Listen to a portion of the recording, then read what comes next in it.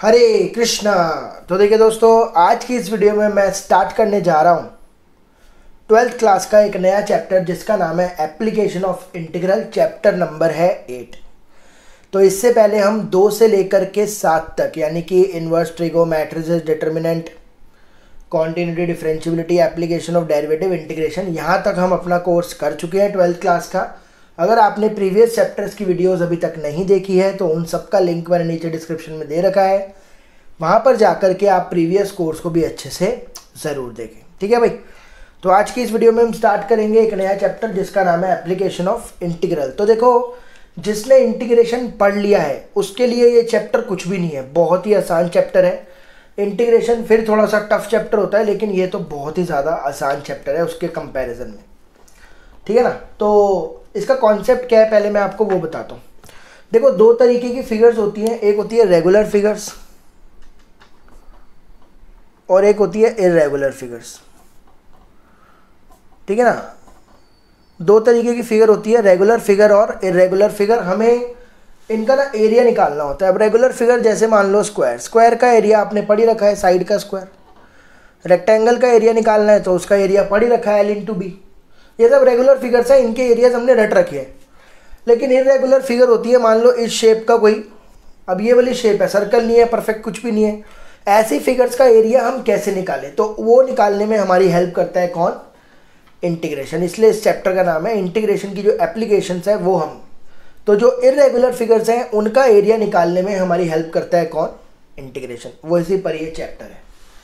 अब इसका कॉन्सेप्ट लगाते कैसे हैं? जैसे मान लो अब आपके पास कोई भी एक, ये मान लो फंक्शन है y=fx, और मान लीजिए आपको बोला गया कि भैया इसका a से लेकर के b तक ये वाला एरिया बताओ आप। अब ये एक इर्रेगुलर फिगर है ना। अगर आपको इसका एरिया बताना है तो आपको करना क्या है? आप ना एक स्ट्रिप पकड़ लो इसकी। देखो, हम मान के चलते हैं कि ये जो एरिया है ना, ये बड़ी पतली पतली सी स्ट्रिप्स से मिलकर के बना हुआ है। जब आप उन स्ट्रिप को जोड़ोगे, इंटीग्रेट करोगे, तो आपको इस फिगर का एरिया मिल जाएगा। तो ऐसी कई सारी अनगिनत स्ट्रिप से मिलकर के ये एरिया बना हुआ है। तो मैंने उनमें से अनगिनत में से क्या करा, एक छोटी सी स्ट्रिप ले ली। किस पर ले ली? एक्स एक्सिस पर ले ली। बहुत छोटी सी स्ट्रिप है, इसकी लेंथ है, इसकी ब्रेड्थ है मान लो dx, और लेंथ क्या है? y। ठीक है ना। ये बहुत छोटी सी मैंने स्ट्रिप ले ली जिसकी लेंथ है y और इसकी जो ब्रेड्थ है वो dx है। अगर मैं इस स्ट्रिप का एरिया निकालूं, खाली इस स्ट्रिप का एरिया निकालूं, तो कह सकता हूं इसका एरिया होगा y dx, और ये इसका एरिया बहुत छोटा होगा, वो भी dA मान लिया, है ना। देखो, dA का मतलब है स्मॉल इन एरिया, बहुत ही छोटा एरिया है ये। तो मैं क्या मान के चलता हूं? मैं मान के चलता हूं ये एरिया जो है ऐसी काफ़ी सारी अनगिनत स्ट्रिप से मिलकर के बना हुआ है। उन स्ट्रिप्स को मेरे को जोड़ना है ना। तो अब ये स्ट्रिप्स कहाँ से कहाँ तक बन रही होंगी? तो ये बन रही होंगी A से लेकर के B तक। तो आपको करना क्या है, ये जो आपने एक स्ट्रिप का एरिया निकाला ना, आपको देखना है ऐसी कहाँ से लेकर के कहाँ तक स्ट्रिप्स है। तो वो है A से लेकर के B तक। तो आपको इसको इंटीग्रेट कर देना है A से लेकर के B तक। तो DA का जो एरिया है वो A आ जाएगा और ये हो जाएगा A से B y dx। ठीक है भाई, बहुत ही सिंपल ये कॉन्सेप्ट है इसका। समझ में आया y dx कैसे बनाओगे आप? कोई भी आपको अगर किसी भी फिगर का आपको एरिया निकालना है तो आपको उसके अंदर क्या लेनी है? स्ट्रिप लेनी है। अब स्ट्रिप x एक्सिस पर भी ले सकते हो, y एक्सिस पर भी ले सकते हो। कई बच्चे बोलते हैं कि सर y एक्सिस पर क्यों नहीं ली? देखो, y एक्सिस पर अगर स्ट्रिप लूँगा ना तो वो ना इस एरिया के बाहर चली गई है। देखो, ये वाला जो है ये एरिया के बाहर चली गई। आपको स्ट्रिप एरिया के अंदर लेनी है, बाहर नहीं लेनी। तो यहाँ पे बेटर क्या रहेगा कि x एक्सिस पर आप स्ट्रिप ले लो। x एक्सिस पर तो छोटी सी स्ट्रिप ले ली, ये क्या है? dx y। तो इसका एरिया क्या होगा? y dx। अगर आपको कंप्लीट एरिया चाहिए तो इस स्ट्रिप को इंटीग्रेट कर दो जहां से जहां तक आपको एरिया चाहिए, A से लेकर के B तक। क्लियर हो गया। लेकिन ये एरिया आपका y एक्सिस पर भी आ सकता है। अभी इससे ये भी समझ लो। अब जैसे मान लो ये वाला हो गया फंक्शन, ये है y=a से लेकर के y=b। ठीक है ना। बोल रहा है इस फिगर का जरा एरिया बताओ। ये भी फंक्शन है, मान लो कोई भी एक फंक्शन है ये, है ना। बोल रहा है इस फिगर का एरिया बताओ। अब यहाँ पर आप स्ट्रिप कहाँ पे लोगे? y एक्सिस पर। भाई मजबूरी है। तो y एक्सिस पर बड़ी छोटी सी स्ट्रिप ले ली dy, और ये कितना हो गया? इसकी लेंथ कितनी हो गई? x। अब यहाँ पर आप एरिया ऐसे नहीं ले सकते क्योंकि एरिया स्ट्रिप जो है वो एरिया के कहाँ चली गई, बाहर चली गई। तो वो ऐसी स्ट्रिप लेना जो एरिया के अंदर आती हो, बाहर ना जाए, ठीक है। तो मैंने ये वाली स्ट्रिप ले ली, इसका एरिया क्या होगा एक्स डी वाई। तो इसको इंटीग्रेट करूंगा कहाँ से कहाँ तक, ए से लेकर के बी तक। तो ये आपका एरिया कैलकुलेट हो करके। तो बड़ा ही सिंपल इस चैप्टर का कॉन्सेप्ट है। अगर आपने स्ट्रिप ली एक्स एक्सिस पर तो आपको लिखना है वाई डी एक्स, अगर आपने स्ट्रिप ली वाई एक्सिस पर तो आपको लिखना है एक्स डी वाई। बस इतना आपको याद रखना है पूरे चैप्टर के लिए। बहुत ही मक्खन हलवा जो मर्जी बोल लो, रसमलाई चैप्टर है ये आपको स्कोर करवाएगा ही करवाएगा। बहुत इजी चैप्टर है अगर आपको थोड़ा बहुत बेसिक इंटीग्रेशन आता है तो, ठीक है भाई। फिर से एक बार रिपीट कर रहा हूँ, एक्स एक्सिस पर लोगे y d x, y axis पर लोगे तो एक्स डी वाई। बस जहां से जहां तक स्ट्रिप है इंटीग्रेट कर दो बस। अब देखो इसका एक्सरसाइज करते हैं 8.1। इसी कॉन्सेप्ट पर बेस्ड है पूरी की पूरी एक्सरसाइज 8.1, ठीक है। इसके अंदर ना क्वेश्चन यूज होते हैं कौन से, इसके अंदर एक चैप्टर यूज हो रहा है कॉनिक सेक्शन। तो अगर आपने 11th में कॉनिक सेक्शन पढ़ा तो है, वैसे आपने पढ़ा नहीं पढ़ा वो नहीं पता मेरे को, लेकिन 11th क्लास में कॉनिक सेक्शन आता है। हो सकता है कई बच्चों की यादें थोड़ी धुंधली हो गई हो, उसमें circle, parabola, line, ellipse, hyperbola ये सब था उसके अंदर। तो इन क्वेश्चंस के अंदर जो यूज होंगे मैं बीच बीच में आपको उनके कॉन्सेप्ट बताता रहूँगा। अगर आप नोट्स बनाते हो तो उसको साइड में लिखते रहना, ठीक है ना। तो ये बहुत ही इंपॉर्टेंट है, कॉनिक सेक्शन आपको आना चाहिए, ज़्यादा नहीं, उसकी फिगर्स क्या थी और उनके इक्वेशंस क्या थी, स्टैंडर्ड इक्वेशंस क्या थी, इतनी आपको पता होनी चाहिए। वो यहाँ पर यूज़ होंगे, मैं साइड में लिखूंगा, आप नोट्स बनाते हो तो वहाँ पर आप साइड में लिख लेना बस इस चैप्टर में, बाकी और कुछ नहीं है। तो सबसे पहले क्वेश्चन पढ़ते हैं 8.1। इसके अंदर बोल रहा है find the area of the region bounded by the curve. तो क्या बोल रहे हैं कि उस रीजन का एरिया बताओ जो कि कर्व के द्वारा बाउंड किया जा रहा है। कौन सा कर्व है, y square equal to x and the lines x equals to 1 and x equals to 4। Line है x इक्वल्स टू 1 और x equal to 4 and the x axis in the first quadrant, ठीक है। तो इसने सारा describe करा कि भैया ऐसे ऐसे उसको एरिया चाहिए। तो यहाँ पर जो कर्व है ना वो y square equal to x है। तो पहले मैं आपको यहाँ पर थोड़ा सा कॉन्सेप्ट बता दूँ किसका, पैराबोला का। क्या बोला, पैराबोला। तो भाई 11th क्लास के अंदर कॉनिक सेक्शन में हमने दो तरीके के पैराबोला पढ़े हैं। एक तो स्टैंडर्ड इक्वेशन होती थी ये Y square equal to 4ax, ये पैराबोला इस तरीके से खुलता था, और एक स्टैंडर्ड इक्वेशन होती थी A X square equal to 4ay, ये पैराबोला कुछ इस तरीके से खुलता था। अब कई बच्चे बोलेंगे कि सर नेगेटिव साइड भी तो होता था, -4ax और -4ay भी तो होता था, 4 तरीके के होते थे। तो यहाँ पर हमने माइनस वाले आपको देगा भी नहीं और आएंगे भी नहीं, तो माइनस वालों को आपको इग्नोर करना है, सिर्फ पॉजिटिव वालों को लेना है, क्योंकि एरिया कभी नेगेटिव नहीं हो सकता है ना। तो Y square equal to 4ax वाला, जब भी वाई स्क्वायर आ जाए तो पैराबोला ऐसे बनाना है, और जब भी एक्स स्क्वायर आ जाए तो पैराबोला आपको ऐसे बनाना है, क्योंकि पहले आपको फिगर बनानी है ना। फिगर बनेगी, एरिया पता चलेगा, तभी तो एरिया कैलकुलेट करोगे। यहाँ पर तो मैंने आपको बताया ना एरिया, जब एरिया ही लोकेट नहीं कर पाओगे तो फिर निकालोगे कैसे। तो देखो क्वेश्चन नंबर 1 फिर से पढ़ाता हूँ आपको। पैराबोला का ये कॉन्सेप्ट था कॉनिक सेक्शन का जो मैंने आपको बता दिया, ठीक है ना। क्वेश्चन नंबर 1, अब इसमें क्या बोल रहा है, कर्व है y square equal to x, line है x इक्वल्स टू 1 और लाइन है x इक्वल्स टू 4। तो बोल रहा है इसका कर्व का एरिया बताओ, कहाँ पर, फर्स्ट क्वाड्रेंट के अंदर x एक्सिस में। तो ये कौन सा पैराबोला है, ये वाई स्क्वायर वाला पैराबोला है। तो वाई स्क्वायर वाला पैराबोला आ जाए तो ऐसे बनाना है आपको, ये पैराबोला बन गया y square equal to x. उसके बाद मान लो ये x इक्वल्स टू 1 है, तो सीधी लाइन डलेगी। अगर 1 वेरिएबल है ना तो सीधी लाइन डालेंगे 1 से पास होती हुई, और मान लो ये x इक्वल टू 4 है, यहाँ पर भी सीधी लाइन डलेगी 4 से पास होती हुई, ठीक है ना। x इक्वल टू 1 मतलब सीधी लाइन, x इक्वल टू 4 मतलब सीधी लाइन। अब उसने क्या बोला, एरिया ऑफ द रीजन बताओ जो कि x एक्सिस पर है, फर्स्ट क्वाड्रेंट में है। तो ये भी एरिया, ये भी एरिया, लेकिन वो फर्स्ट क्वाड्रेंट की बात कर रहा है, तो ये वाला एरिया मुझे नहीं लेना है, यानी कि मुझे अब कह सकता हूँ ये वाला एरिया निकालना है। दिख गया होगा आपको, ठीक है भाई।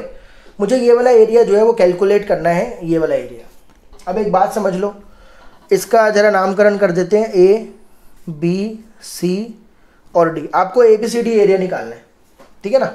तो सबसे पहले आपको देखना है कि भैया मैंने आपको क्या बोला, स्ट्रिप लेनी है। फिगर बनाने के बाद आपको जो एरिया निकालना है उस पर स्ट्रिप ले लो। तो मैंने यहाँ पर स्ट्रिप ले ली, यहाँ पर मैंने क्या कहाँ पर ली स्ट्रिप, एक्स एक्सिस पर। तो एक्स एक्सिस पर ली तो आपको क्या लिखना है, वाई डी एक्स लिखना है। और इंटीग्रेट कहाँ से कहाँ तक करना है, 1 से लेकर के 4 तक, 1 से लेकर के 4 तक इंटीग्रेट करना है। तो ये आपको एरिया देगा किसका, ABCD का। तो लिखेंगे एरिया जो है आपको देगा ये ABCD का, ये शेडेड पोर्शन का एरिया आ जाएगा। ठीक है भाई। तो फर्स्ट क्वाड्रेंट हो गया, उसके बाद एक्स एक्सिस के ऊपर हो गया और ये वाला एरिया हो गया। तो एक्स एक्सिस पर स्ट्रिप ली थी तो वाई डी एक्स लिखूंगा और 1 से लेकर के 4 तक लिमिट। अब यहाँ पर ना आपको अगला स्टेप क्या है, वाई की वैल्यू पुट करनी है। वाई की वैल्यू आपको यहाँ से पुट करनी है, वाई की वैल्यू रूट एक्स है। तो वाई की वैल्यू क्या है, रूट एक्स है।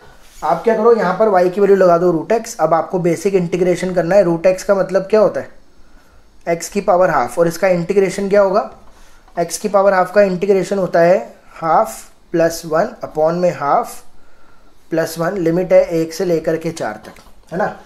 तो ये हो जाएगा एक्स की पावर 3/2 और ये ऊपर नीचे 3/2 होगा, उल्टा होकर हो जाएगा 2/3, 1 से लेकर के 4 तक। उसके बाद आपको क्या करना है, पहले अपर लिमिट पुट करनी है, यानी कि 4 की पावर 3/2, 4 की पावर 3/2 माइनस 1 की पावर 3/2।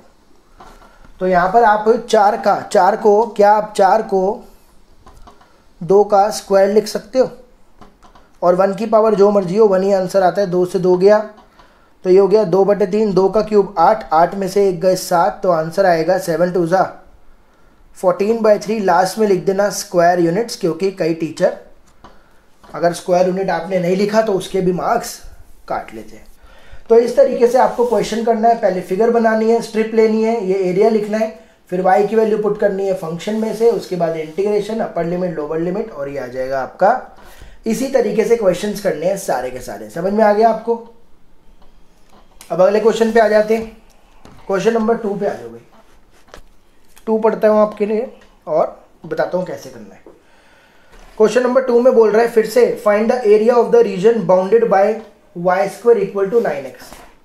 फिर से उसने पैराबोला दिया y² वाला, y² इक्वल टू 9x, लेकिन अब उसने लाइन दी x इक्वल टू 2 और x equals to 4, x equals to 2 और x equals to 4, x axis दिया और यहाँ पर भी फर्स्ट क्वाड्रेंट दिया। तो ये तो यार सेम सा ही लग रहा है बिल्कुल। तो y² वाला पैराबोला बना लो भाई, y² वाला पैराबोला ये रहा। ठीक है भाई, y² इक्वल टू 9x वाला, और 2 मान लो यहाँ पर है तो ये सीधी लाइन, और 4 मान लो यहाँ पर है तो ये सीधी लाइन। अब इसने भी बोला x एक्सिस और फर्स्ट क्वाड्रेंट के अंदर, मतलब आपको ये वाला एरिया निकालना है। फिर से यही वाला एरिया निकालना है, ABCD लिख दो इसको, ABCD एरिया निकालना है आपको। ये 4 है तो स्ट्रिप कहाँ पे लेंगे, मान लो स्ट्रिप ले ली फिर से x एक्सिस पर, तो क्या लिखूंगा y/dx, और कहाँ से कहाँ इंटीग्रेट करूंगा, 2 से लेकर के 4 तक। तो ये एरिया आ जाएगा किसका, ABCD का एरिया आ जाएगा, है कि नहीं। अब y की वैल्यू पुट करनी है, तो y की वैल्यू क्या होगी, रूट में 9x, रूट 9 होता है 3√x। तो यहाँ पर भी लिख दो भैया आप, ये हो जाएगा 2 से लेकर के 4 तक 3√x dx, 3 तो बाहर चला जाएगा, और इसका इंटीग्रेशन अभी बताया था x की पावर 3/2 और 2/3, 2 से लेकर के 4 तक, ये बताया था ना। √x का भी इंटीग्रेशन करा था, ये रहा x की पावर 3/2 और 2/3 साथ में, है ना, सेम ही है बिल्कुल। तो 3 से 3 कट गया। अब यहाँ पर 4 पुट करोगे तो 4 की पावर 3/2 माइनस, फिर 2 पुट करोगे 2 की पावर 3/2। तो 4 की पावर 3/2 को आप इसको लिख लो 2 का स्क्वायर, और 2 को लिख लो √2 का स्क्वायर। तो यहाँ से 2 से 2 गया, 2 से 2 गया, 2 का क्यूब होता है 8 माइनस √2 का क्यूब होता है 2√2 ना भाई। √2 इंटू √2 इंटू √2, 3 बार √2 करोगे तो 2√2 आ जाएगा। तो ये हो जाएगा 16 माइनस 4√2 स्क्वायर यूनिट्स। ये होगा क्वेश्चन नंबर 2 का आंसर। ठीक है जी, क्लियर हो गया आपको। आगे चलते हैं क्वेश्चन नंबर 3 पर। क्वेश्चन नंबर 3 में क्या बोल रहा है देखो भाई। क्वेश्चन 3 में है, फिर से बोल रहा है find the area of the region bounded by x² equals to 4y। इस बार कौन सा एरिया है, पैराबोला कौन सा है, x² वाला। और लाइन है y इक्वल्स टू 2 और y equals to 4, y equals to 2, y equals to 4, y axis में और फर्स्ट क्वाड्रेंट में, y एक्सिस है और फर्स्ट क्वाड्रेंट है। तो इस बार जो पैराबोला दिया है ना आपको, वो ये वाला दिया है, एक्स स्क्वायर वाला पैराबोला ऐसा होता है। तो 2 की लाइन मान लो ये और 4 की लाइन मान लो ये, तो 2 से लेकर के 4 तक, और फर्स्ट क्वाड्रेंट मतलब ये वाला एरिया वो बोल रहा है। तो इसको भी मान लो ABCD, है ना। तो अब यहाँ पे स्ट्रिप कहाँ पे लेंगे, स्ट्रिप लेंगे यहाँ पर अंदर y पर। तो y पर लेते हैं तो क्या लिखते हैं, x dy, और इसको इंटीग्रेट करेंगे कहाँ से कहाँ, 2 से लेकर के 4 तक। ये हो गया हमारा एरिया, एरिया कौन सा, ABCD वाला, है ना। तो सिंपल है ये भी। अब यहाँ से आपको x की वैल्यू निकालनी है, तो x की वैल्यू क्या हो जाएगी, रूट में 4y, रूट 4 होता है 2 रूट y हो जाएगा आंसर। तो यहाँ पे लगाओ आप 2 से लेकर के 4 तक, ये हो जाएगा 2 रूट y dy, 2 तो बाहर चला जाएगा, 2 से लेकर के 4 तक, ये हो गया y की पावर हाफ। अब इसका इंटीग्रेशन भी वही होगा, y की पावर हाफ मतलब y की पावर 3/2 और 2/3, 2 से लेकर के 4 तक। इस 2/3 को बाहर ले जाओ तो ये हो जाएगा 4/3। उसके बाद अपर लिमिट पुट करा 4 की पावर 3/2, 2 पुट करा 2 की पावर 3/2, सेम से ही है ये। तो यहाँ पर क्या लिख लो, अब 4 को लिख लो 2 का स्क्वायर 3/2, और इसको लिख लो रूट 2 का स्क्वायर 3/2। तो ये 2 से 2 गया, 2 से 2 गया, 4/3, 2 का क्यूब हो गया 8, माइनस रूट 2 का क्यूब हो गया 2 रूट 2। तो मल्टीप्लाई करूँगा 32/3 माइनस 8/3 रूट 2, और आंसर आ जाएगा स्क्वायर यूनिट्स। ठीक है भाई, आगे चलते हैं क्वेश्चन नंबर 4 पर। क्वेश्चन नंबर 4 पर आ जाओ। देखो भाई, इसमें बोल रहे हैं find the area of the region bounded by the ellipse. तो x²/16 plus y²/9 equal to 1, x²/16 plus y²/9 equals to 1। अब ये भी थोड़ा 11th क्लास का हो गया है कॉनिक सेक्शन। तो पहले मैं आपको थोड़ा इलिप्स के बारे में बता दूं। 11th क्लास में वैसे हमने पढ़ा है, इलिप्स 2 टाइप के होते हैं, एक तो ऐसा जो x पर ब्रॉड होगा और एक ऐसा जो y पर ब्रॉड होगा, है ना। इसकी इक्वेशन होती है x²/a² plus y²/b² equals to 1। इसकी होती है x²/b² plus y²/a² equals to 1। देखो भाई, हमेशा a² जो है ना वो बड़ा होगा b² से, हमेशा इलिप्स में a² is always greater than b²। अब आपको फिगर कैसे बनानी है, देखो अगर x के नीचे बड़ा नंबर है तो आपको इसको x पर ब्रॉड करना है, और अगर y के नीचे बड़ा नंबर है तो आपको इसको y पर ब्रॉड करना है। अब यहाँ पर देखो किसके नीचे बड़ा नंबर है, x के नीचे। तो यहाँ पर ये जो इलिप्स है ना, ये कैसा बनेगा, ये बनेगा इस तरीके से, इस तरीके से बनेगा ये, है ना। इसकी जो इक्वेशन है वो ये होगी, मतलब इसकी जो फिगर है वो ये होगी। अब यहाँ पर x के नीचे लिखा हुआ है 16, तो ये होता है a², है ना। तो a² हो गया 16, यानी कि a हो गया ±4, और b² हो गया 9, यानी कि b हो गया ±3। अब ये ना वर्टिसेस होते हैं, मतलब इलिप्स x, क्योंकि ये 16 x के नीचे लिखा है और ±4 x का आया है, तो यानी कि ये वाला जो वर्टेक्स है ना, ये वाला x एक्सिस को ये काट रहा है 4,0 पर, और यहाँ पर -4,0 पर, और ऊपर 0,3 पर, और नीचे 0,-3 पर। ये बन गया मेरा इलिप्स। अब मुझे बताना है इस इलिप्स का एरिया, तो आपको स्ट्रिप लेनी पड़ेगी। स्ट्रिप कहाँ पर ले लो, मैंने मान लिया फर्स्ट क्वाड्रेंट में मैंने यहाँ पर ले ली स्ट्रिप x एक्सिस पर। अब यहाँ पर आप x पर भी ले सकते हो, तब भी वो एरिया के अंदर आ रहा है, y पर भी ले सकते हो, तब भी एरिया के अंदर आ रहा है। तो मैंने यहाँ पर x पर ले लिया, x पर ले लिया तो मुझे लिखना पड़ेगा y dx, और इंटीग्रेट करूँगा। देखो भाई ये 0 से स्टार्ट हो रहा है, इंटीग्रेट करूँगा 0 से लेकर के 4 तक। लेकिन आप ध्यान से देखो, 0 से लेकर 4 तक इंटीग्रेट करा तो ये तो सिर्फ पहले क्वाड्रेंट का एरिया आया, चारों में सेम है। तो आप क्या करो, चारों में निकालने के लिए इंटू कर दो 4 से, ये हो जाएगा एरिया ऑफ इलिप्स। इस इलिप्स का एरिया आ जाएगा, समझ में आया। क्योंकि मैंने स्ट्रिप ली x एक्सिस पर तो लिखा y dx, इंटीग्रेट करा 0 से लेकर के 4 तक, ये पहले क्वाड्रेंट का आया, चारों में निकालना है तो 4 से क्या कर दो मल्टीप्लाई। अब अगला काम क्या है, y की वैल्यू निकालना। इधर आ जाओ जरा, y की वैल्यू निकालते हैं। तो आप क्या करो, इस x² / 16 को उधर ले जाओ, तो इसका एलसीएम लोगे तो ये आ जाएगा 16 - x² / 16, और 9 को उधर ले जाओ तो ये हो जाएगा 9/16, 16 - x²। रूट करोगे तो 9/16, 16 - x²। ये 9/16 तो बाहर चला जाएगा, तो 3/4 तो बाहर आ गया, और अंडर रूट में क्या रह गया 16 - x²। अब यहाँ पर आपको एक्सेप्टेबल है, प्लस माइनस दोनों आंसर मिलेंगे, लेकिन माइनस वाला आपको रिजेक्ट करना है, एरिया कभी नेगेटिव होता नहीं है, तो आप पॉजिटिव वाला पकड़ना। ठीक है, तो यहाँ पर पुट कर रहा हूँ मैं y की वैल्यू। y की वैल्यू क्या होगी, 0 से लेकर के 4 तक 3/4 रूट में 16 - x² dx।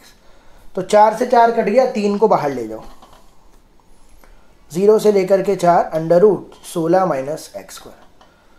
अब जिसने मेरी वीडियो से इंटीग्रेशन पढ़ा है वो समझ गया होगा, यहाँ पर फॉर्मूला यूज हो रहा है कौन सा, a² - x² वाला। मैं यहाँ पर फॉर्मूला लिख देता हूँ आपके लिए। a² - x² का क्या फॉर्मूला होता है, x/2 under root a² - x² plus a²/2 sine inverse x/a। ये फॉर्मूला आपको यहाँ पर लगाना है, तो लगाते हैं भाई फॉर्मूला। तो ये हो जाएगा 3, तो क्या फॉर्मूला है, x/2 under root same plus a² तो भाई 16 ही है, तो 16/2 साइन इनवर्स x/a। a लेकिन 4 है, क्योंकि 16 को मैं क्या लिखूंगा, 4 का स्क्वायर लिखूंगा ना, तो a 4 होगा, और लिमिट चल रही है 0 से लेकर के 4 तक। ठीक है भाई, आगे क्या करना है, देखो यहाँ पे लाइन डाल देते हैं। अब आपको क्या करना है, पहले अपर लिमिट पुट करनी है। अब ध्यान से समझो जरा, जब यहाँ पर मैंने 4 पुट करा, 4 का स्क्वायर हो गया 16, 16 - 16 ये पूरा 0 हो गया, समझ आया भाई। अपर लिमिट पुट कर रहा हूँ, 4 पुट करा, 4 का स्क्वायर 16, 16 - 16 0, ये खत्म, इसको 0 लिख दो, प्लस ये हो गया 8, ये हो गया साइन इनवर्स, यहाँ पे 4 पुट करा, 4/4 कितना हो गया 1। तो ये तो हो गया मेरा अपर लिमिट, फिर माइनस लोअर लिमिट पर आ जाओ। अब 0 पुट करा, ये खत्म, 0 पुट करा, साइन इनवर्स 0 भी 0 होता है, तो ये भी खत्म, पूरा 0 हो गया ये। तो बचा गया 3, और यहाँ पर बचा 8, साइन इनवर्स 1 कब आता है, π/2 पर, तो 2 से 8 गया 4 पर, तो आंसर कितना आएगा 12 पाई स्क्वायर यूनिट्स। तो इस एलिप्स का जो एरिया है वो कितना है, 12 पाई स्क्वायर यूनिट्स। पूरा आपको समझ में आया कि कैसे हम एलिप्स का एरिया निकालते हैं। एक और क्वेश्चन है, देखो इसके अंदर 5th, वो भी आपको कराता हूँ। क्वेश्चन नंबर 5 देखो, फिफ्थ में बोल रहा है इस बार एरिया ऑफ द रीजन निकालना है, x² / 4 y² / 9 = 1। x² / 4 plus y² / 9। अब यहां पर तो आप समझ ही गए होंगे, क्योंकि y के नीचे नंबर बड़ा है, तो ये एलिप्स कैसा बनेगा, ये एलिप्स y पर ब्रॉड बनेगा इस तरीके से। ठीक है भाई, तो अब यहां पर आप क्या करो, अब मैं जो स्ट्रिप है ना, एक मिनट, ये इसकी इक्वेशन क्या होती थी, x² / b² y² / a² = 1। तो b² कितना हो गया 4, तो b कितना हो गया +-2, a² हो गया 9, a हो गया +-3। तो यहाँ पर ये तो हो गया, क्योंकि x के नीचे 4 था ना, तो 2 0 और ये -2 0, और ये हो गया 0 3, और ये हो गया 0 -3। अब यहाँ पर ना आप स्ट्रिप ले लो y पर, x पर भी ले सकते हो, यहाँ पर y पर ले रहा हूँ। तो y पर लिया तो क्या लिखूंगा, x dy लिखूंगा। इंटीग्रेट कहाँ से कहाँ करूंगा, 0 से लेकर के 3 तक। तो ये आ गया इसका एरिया। अब मुझे चाहिए x की वैल्यू, है ना, x की वैल्यू निकालो यहाँ से। कैसे, तो यहाँ पे क्या आप क्या करो, x² / 4 तो यहीं रहने दो, और y² / 9 उधर जाकर हो जाएगा माइनस, एलसीएम लूंगा तो ये हो जाएगा x² / 4 9 माइनस y² / 9, 4 ऊपर ले जाओ तो x² हो जाएगा 4/9, 9 माइनस y²। रूट लगा दो भाई, रूट करूंगा तो देखो 4/9, 9 माइनस y², तो 4/9 हो जाएगा 2/3 अंडर रूट 9 माइनस, यहाँ पे लगाओ और यहाँ पर भी आपको 4 गुना करना पड़ेगा क्योंकि ये फर्स्ट क्वाड्रेंट का आ रहा है, इंटू 4 कर दो। तो क्या लिखूँगा 2/3, एरिया कितना हो गया 4, वैल्यू हो गई 2/3 अंडर रूट में 9 - y² dy। ठीक है भाई। तो यहाँ पर कितना हो गया 8/3, ये तो 2/3 बाहर आके हो जाएगा 8/3। और इसका फॉर्मूला लगा रहा हूँ अभी जो पीछे बताया था। क्या फॉर्मूला बताया था? पहले x/2, मैंने यहाँ पे y है, y/2 अंडर रूट सेम, फिर a² तो 9 है, 9/2 sign inverse x/a, x y है और a की जगह पर 3 है। लिमिट चल रहा है 0 से लेकर 3 तक। पहले अपर लिमिट पुट करते हैं यहाँ पर 8/3 अपर लिमिट पुट करी, देखो 3 का स्क्वायर हो गया 9, 9 - 9 0, ये 0 हो गया पूरा। 9/2 साइन इनवर्स, ये हो गया 3/3 1, फिर माइनस लोअर लिमिट पुट करी, ये 0 पूरा 0 हो गया, यहाँ पे 0 पुट करा, साइन इनवर्स 0, तो ये तो 0 ही आ गया। तो ये हो जाएगा 8/3 और ये हो जाएगा 9/2, साइन इनवर्स 1 होता है π/2 पर। तो 2 से 4 गया 2 पर 8, 3 से 9 गया 3 पर, 3 दूनी 6 हो गया 6π²।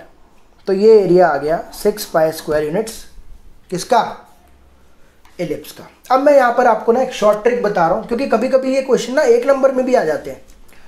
आपको करना क्या है, एरिया ऑफ द एलिप्स का फॉर्मूला डायरेक्ट याद रखना है।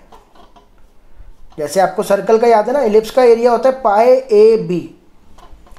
अब जैसे मान लो 1 नंबर में ये क्वेश्चन आ गया कि भैया एलिप्स का एरिया बताओ, तो एरिया होता है πAB। ए आप पहचान लोगे, देखो भाई A 3 है, B 2 है, पुट करो जरा, 3 दूनी 6π, देखो 6π आ रहा है कि नहीं। तो सिंपली आप इसको डायरेक्ट भी निकाल सकते हो इस फॉर्मूले से। 1 नंबर के क्वेश्चन में आपको ये सब पूरा करने की जरूरत नहीं है, आप सीधा निकालना, टिक करना, फिल इन द ब्लैंक्स होगा तो वहाँ पे लिख देना कि भैया इसका ये एरिया है। ठीक है ना, ए और बी आपको यहाँ से मिल ही जाएगा। तो एरिया का फॉर्मूला क्या है πAB, पुट करो आंसर आ जाएगा। ठीक है भाई, तो यहाँ तक तो इजीली समझ में आ गया होगा। कोई भी क्वेश्चन में अगर दिक्कत आ रही हो समझने में तो नीचे कमेंट ज़रूर करें, या फिर आप मुझे इंस्टाग्राम पर फॉलो कर सकते हैं, वहाँ पर आकर के भी अपने डाउट्स को पूछ सकते हैं। मन में ऐसे कोई बोझ मत रखना, दिल पे बोझ है यार ये समझ में नहीं आया यार सर तो आगे चल दिए, तो भाई आप पूछ सकते हो, कोई दिक्कत नहीं है, बिना दिल पे बोझ रखे। ठीक है भाई, अब चलते हैं क्वेश्चन नंबर 6 पर।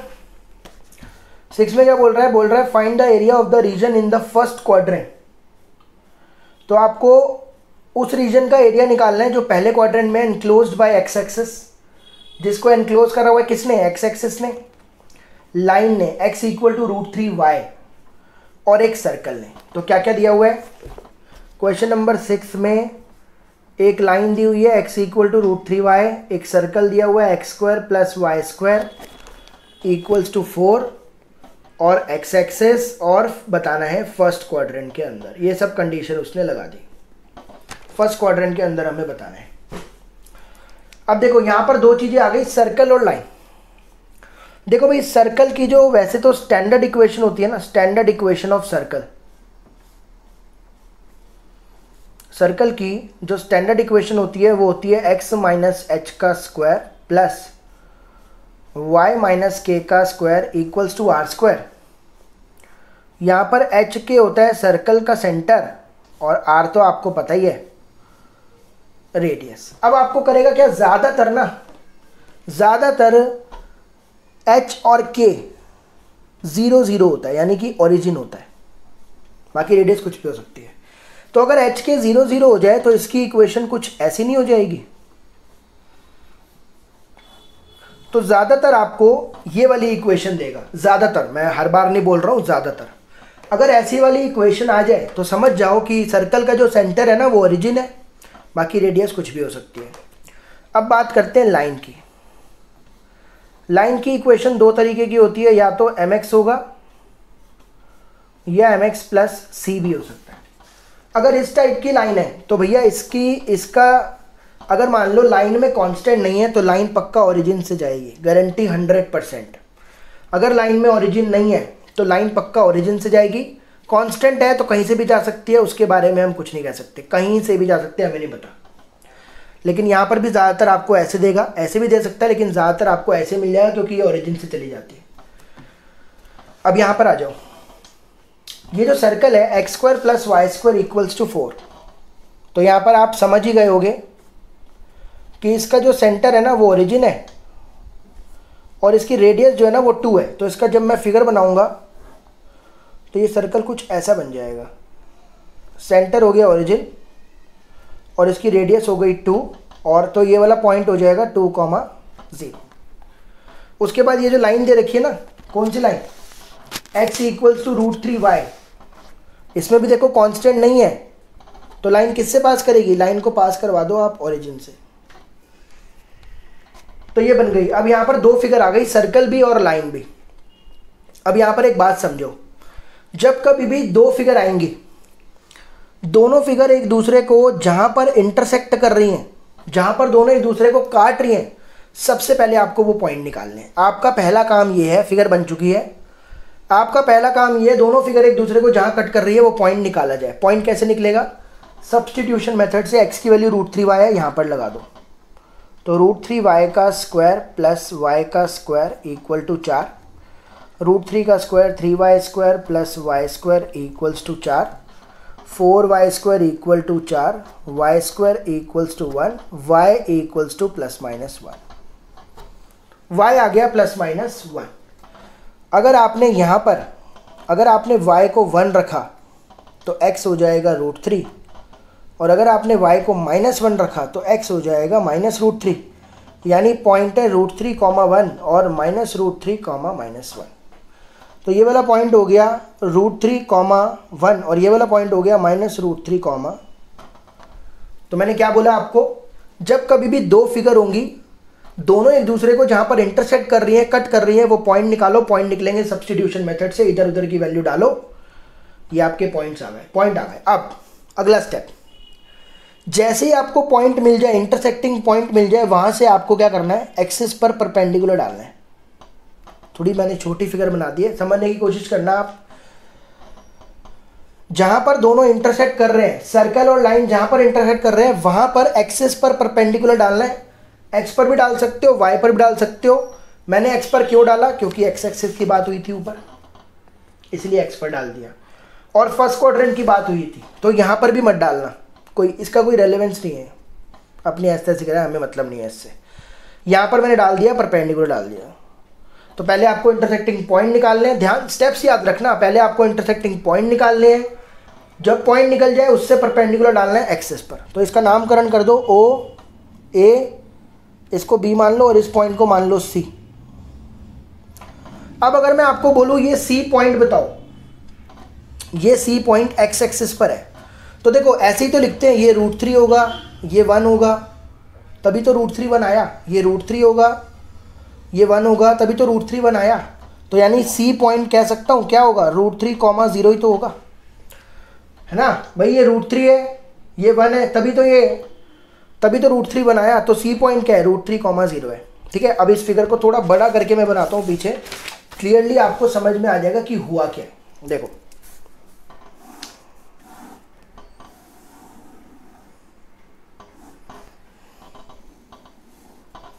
तो ये पॉइंट है मेरा ओरिजिन, इसकी रेडियस थी 2,0, ये पॉइंट आया √3,1, यहाँ से डाला परपेंडिकुलर, ये पॉइंट हो गया √3,0, है कि नहीं। और इसका नामकरण किया था ए बी और ये सी।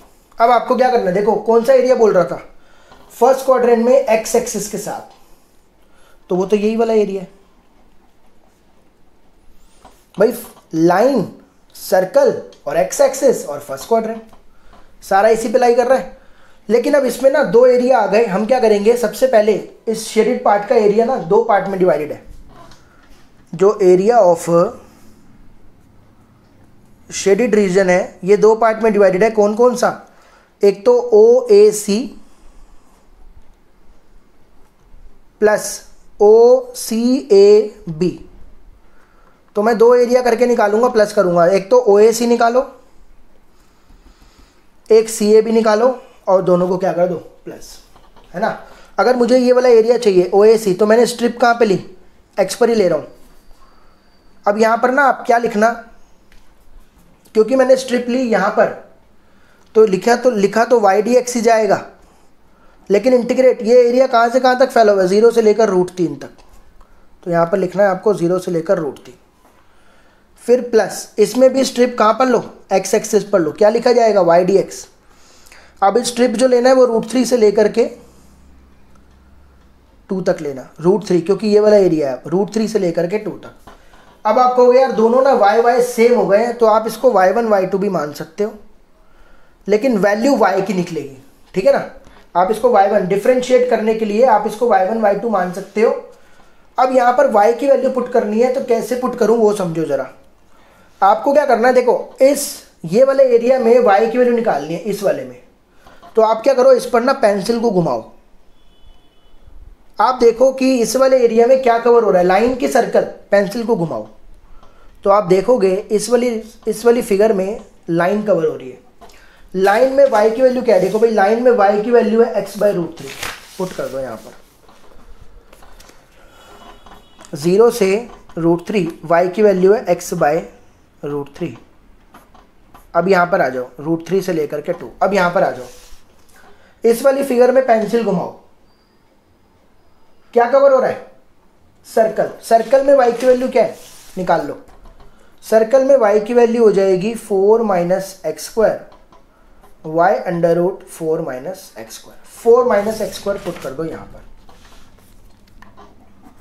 4 - x²। समझ में आया मैंने आपको क्या बोला भाई। सबसे पहले तो हमने एरिया लिया, एक ये वाला एरिया, एक ये वाला एरिया।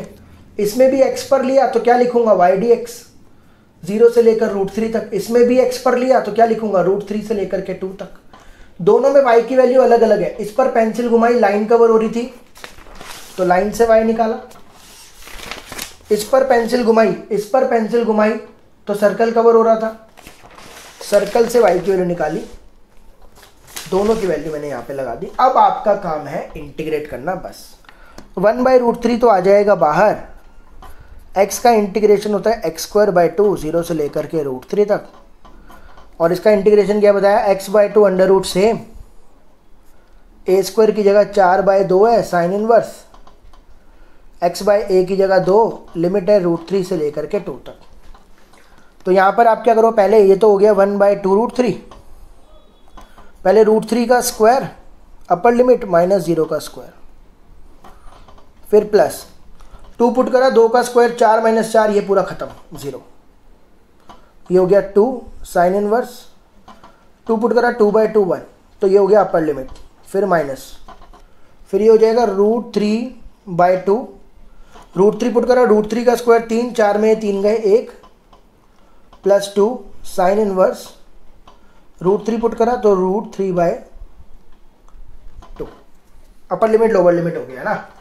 तो √3 का स्क्वायर कितना हो गया, 3, तो ये हो गया 3/2√3, प्लस ये हो गया 2, साइन इनवर्स 1 कब आता है, π/2 पर, माइनस, फिर √3/2 प्लस 2, √3/2 आता है 60 पर, तो π/3 लिख दो इसको। अभी साइन चेंज करते हैं, 2 से 2 गया। क्या मैं इस तीन को मैंने लिख दिया √3 × √3, और नीचे चल रहा है 2√3। इस 3 को लिख दिया √3 और नीचे चल रहा है 2√3। इधर बचा पाई माइनस, ये हो गया √3/2, और ये 2π/3 है तो ये भी माइनस का हो जाएगा, माइनस का 2π/3। √3 से √3 गया तो ये हो जाएगा √3/2 प्लस पाई माइनस √3/2 माइनस 2π/3, तो ये दोनों भी गए, तो बचा पाई माइनस 2π/3। एलसीएम लोगे तो आंसर आ जाएगा 3π माइनस 2π, तो आंसर आ जाएगा फाइनल π/3²। तो ये बहुत ही बेहतरीन क्वेश्चन है और बोर्ड में पहले आ रखा है 6 मार्क का, ठीक है ना। तो ये क्वेश्चन को आप बहुत बढ़िया से समझे। तो अगर आपको कोई दिक्कत लगी हो तो कमेंट ज़रूर करना, ठीक है ना। तो भाई कोई भी क्वेश्चन आपको ऐसा लगा हो कि समझ में ना आया हो तो कमेंट करके ज़रूर बताएं, या फिर इंस्टाग्राम पर फॉलो कर लें। इसके बाकी के क्वेश्चन हम नेक्स्ट वीडियो में कवर करेंगे, उसका लिंक भी मैं नीचे डिस्क्रिप्शन में दे दूंगा। तो आगे आने वाली वीडियोज़ के लिए बने रहें, तब तक अपना ध्यान रखें। Thank you so much.